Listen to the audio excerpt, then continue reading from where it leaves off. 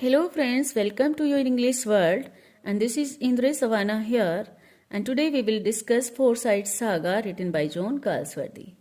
तो फ्रेंड्स यहाँ पर मैं फोरसाइट सागा को एक्सप्लेन करने जा रही हूँ और उसमें जितने भी इम्पोर्टेंट फैक्ट्स हैं उन सभी को मैंने यहाँ पर इंक्लूड किया है इस वीडियो के अंदर।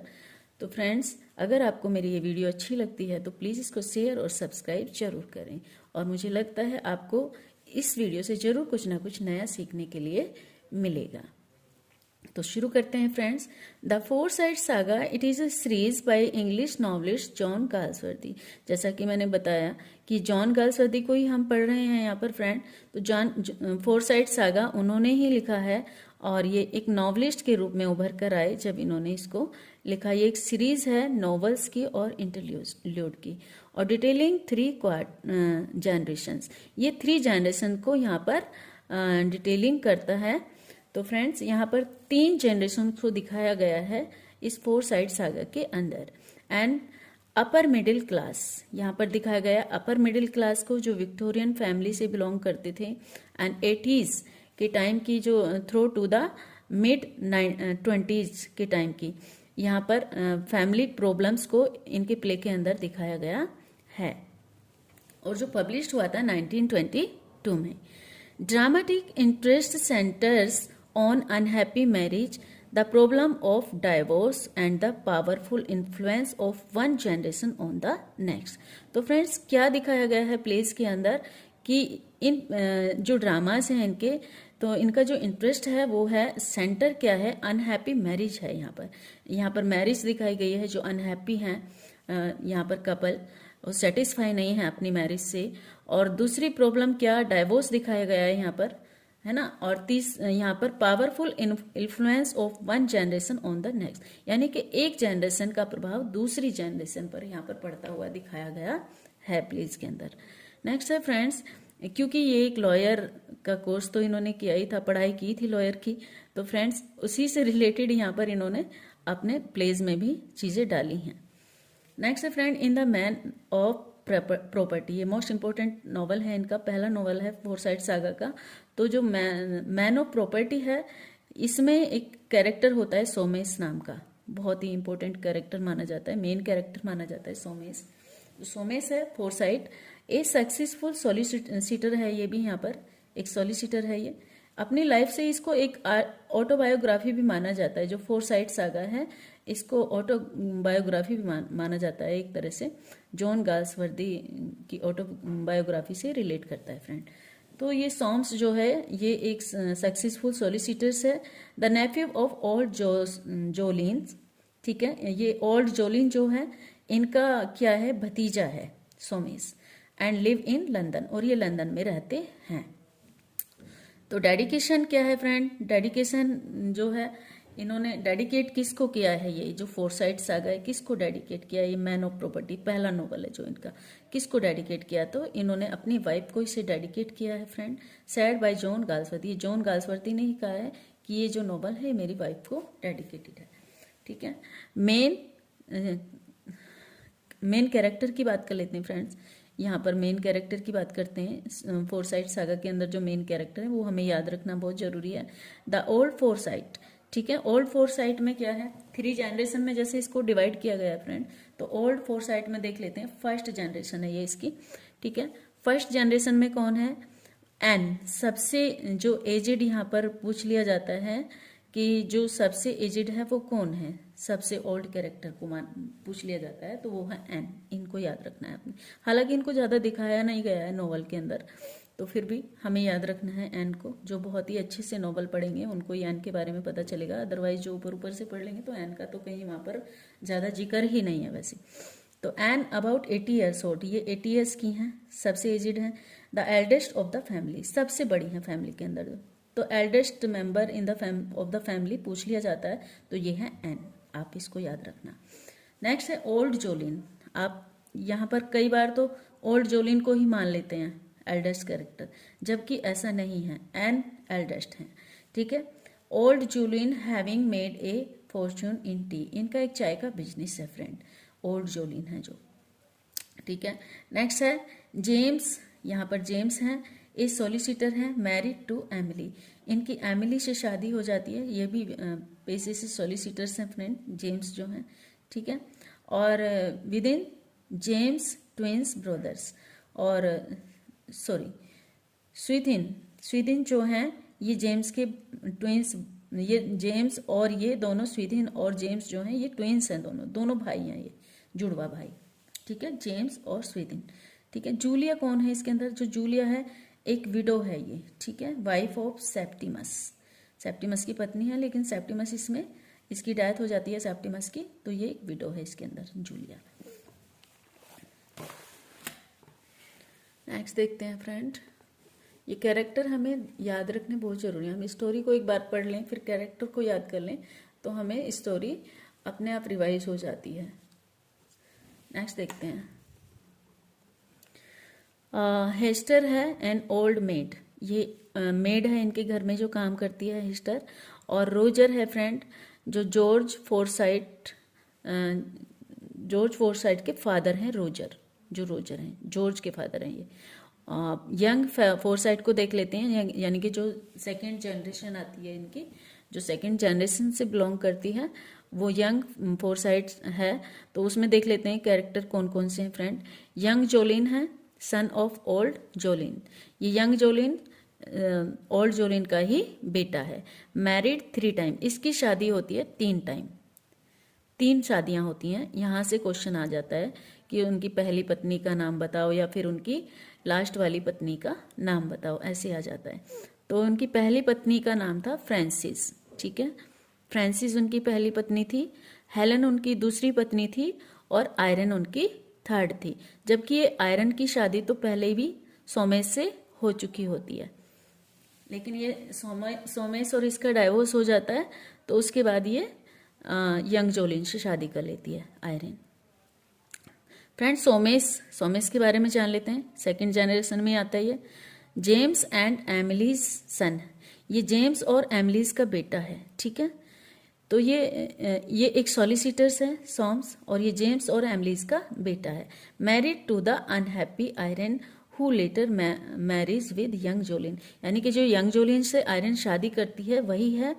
इनकी अनहैप्पी मैरिड रहती है कुछ टाइम के लिए, ये मतलब शादी तो कर लेते हैं लेकिन हैप्पी नहीं होते, अपनी शादी से खुश नहीं होते हैं, तो इसलिए बाद में डिवोर्स हो जाता है और उसके बाद यंग जोलिन से इसकी आयरन की शादी हो जाती है। द सन ऑफ जेम्स, ठीक है। तो इस सॉम्स जो है किसका बेटा है? जेम्स का बेटा है, जेम्स और एमिली का बेटा है। नेक्स्ट देखते हैं फ्रेंड, विनीफ्रेड, ये विनीफ्रेड कौन है? विनीफ्रेड है सॉम्स सिस्टर्स, ये विनीफ्रेड सॉम्स की बहन है, सिस्टर है। One of the 3 daughters of James and Emily, यानी जेम्स और एमिली की 3 बेटियां हैं, ठीक है। और सॉम्स है एक बेटा है ये। तो यहाँ पर तीनों बेटियों में से एक विनीफ्रेड भी है जो बहन है सॉम्स की, और मैरिड टू मोंटेग डार्टी से इसकी शादी होती है। जॉर्ज कौन है फ्रेंड? रोजर्स सन है, यानी कि रोजर्स का बेटा है जॉर्ज, यहाँ पर दिखाया गया है। नेक्स्ट है फ्रांसी जॉर्ज, यानी फ्रांसी कौन है? फ्रांसी जो है फ्रेंड जॉर्ज की बहन है एंड रोजर की बेटी है, ठीक है। जॉर्ज की बहन है और रोजर की बेटी है यहाँ पर जो फ्रांसी है। आप जब इनका फैमिली चार्ट बनाएंगे तो तब आपको ये कैरेक्टर बहुत अच्छे से समझ आ जाएंगे, ठीक है। और जब आप इनको ध्यान से पढ़ेंगे तब भी आपको ये अच्छे से समझ आ जाएंगे, कनेक्ट करेंगे एक दूसरे को, कौन किससे कनेक्ट कर रहा है, तो आपको अच्छे से समझ आ जाएगा कौन किसकी बहन है, कौन किसका बेटा है। देयर चिल्ड्रन, अब इनके बच्चों के बारे में, जो 3rd जनरेशन आ रही है उसके बारे में बात कर लेते हैं फ्रेंड। तो 3rd जनरेशन में जून है, जो यंग जोलिन जो है young Jolin daughter from his first marriage, ये जो यंग जोलिन है उसकी बेटी है, ठीक है, उसकी पहली मैरिज से जून जो है उसकी पहली मैरिज से उसकी बेटी है यंग जोलिन जो है। ओल्ड जोलिन का बेटा है यंग जोलिन, ठीक है, उससे उसको एक बेटी होती है, ठीक है। और वहाँ पर जो फ्रांसिस से जब वो शादी करता है यंग जोलिन, तो यहाँ पर इनको एक बेटी होती है जून। और उसके बाद क्या होता है कि ये मतलब वहाँ से गायब हो जाता है, पता नहीं कहाँ चला जाता है, कुछ नहीं पता, अपनी बेटी को छोड़ जाता है। तो बेटी का पालन पोषण कौन करता है? जून का, उसके दादाजी जो ओल्ड जोलिन है, ठीक है, वो उसका पालन पोषण करते हैं। तो ये जून उनकी पोती है, वो बहुत प्यार करते हैं अपनी पोती को यहाँ पर। और friend from his engage to an architect. अब इसकी जो जून की सगाई हो जाती है एक आर्किटेक्ट से हो जाती है फ्रेंड, ठीक है। फिलिप बोसनी उनका नाम है आर्किटेक्ट का।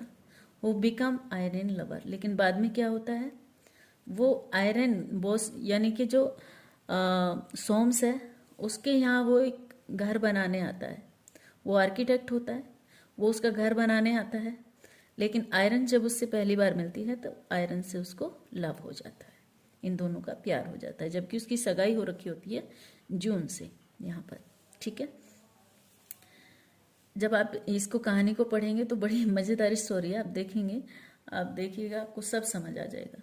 जोली कौन है friend? Jolly young Jolyon son from his second marriage. जो जोली है, यंग जोलिन जो है उसका बेटा है उसकी सेकेंड मैरिज से, यानी कि हेलन जो है, हेलन और यंग जोलिन का बेटा है जोली फ्रेंड, ठीक है।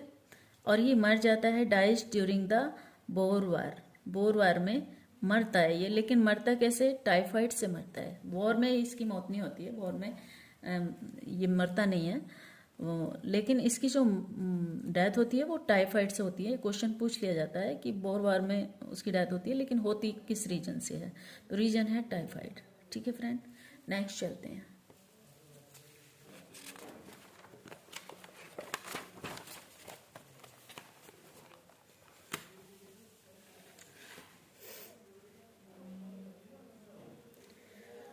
नेक्स्ट देखिए फ्रेंड्स, होली।